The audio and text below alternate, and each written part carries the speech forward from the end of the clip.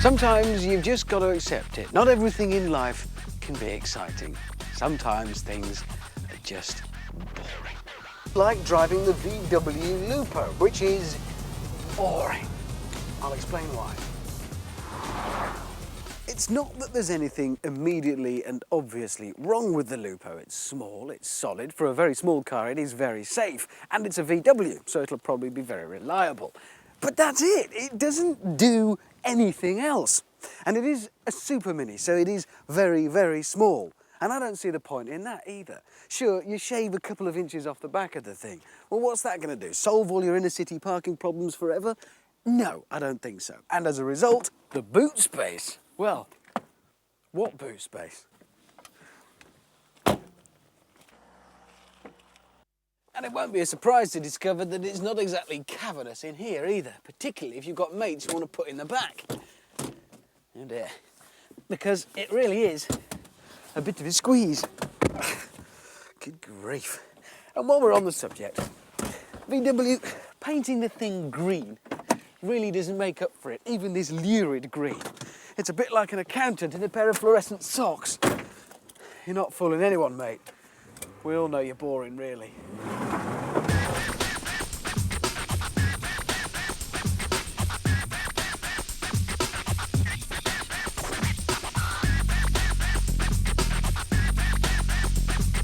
Thing is, and this is the bit I just don't get, that somewhere in an office somebody said, "Here, Dave, do us another small car, design it for us, will you?"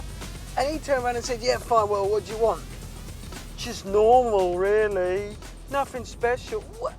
You're designing a car, you're spending millions on developing it, and just make it normal, nothing special.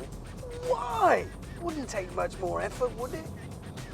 Okay, so you could say that not everybody wants an exciting car. Some people want it just to be small and practical and sensible and predictable. Fine. But it ain't cheap. Not by a long way. You're paying well in excess of £8,000 for this version.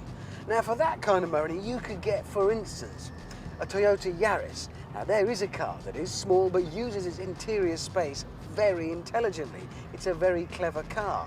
You'd get one for the same cash with a 1-litre engine, but it's a VVTi. It would be nearly as quick and a lot more practical and a lot more clever. Or if you just want a teeny-tiny car, get a Ford car and have a load of money spare.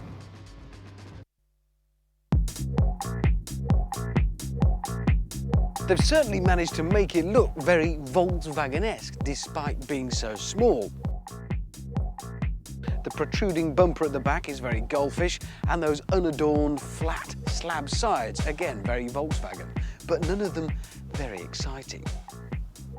What I'm not doing is rubbishing the Lupo, because really there is nothing wrong with it. It's actually a very good drive, and for a small car it feels very solid, as you'd expect, typical VW stuff. It's also not a bad thing to drive.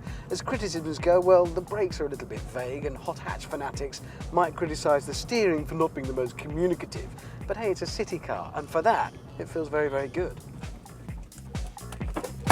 In this day and age, we shouldn't have to be grateful for or impressed by things like safety, security and reliability in small cars. We should expect it. These are the basics, the starting point. But what we should demand is something else, something a bit more, something to make it fit in with our lives or excite or interest us. Modern technology means it's perfectly possible to do this. So come on, please, let's have a bit more imagination, a bit more creativity and no more boring boxes.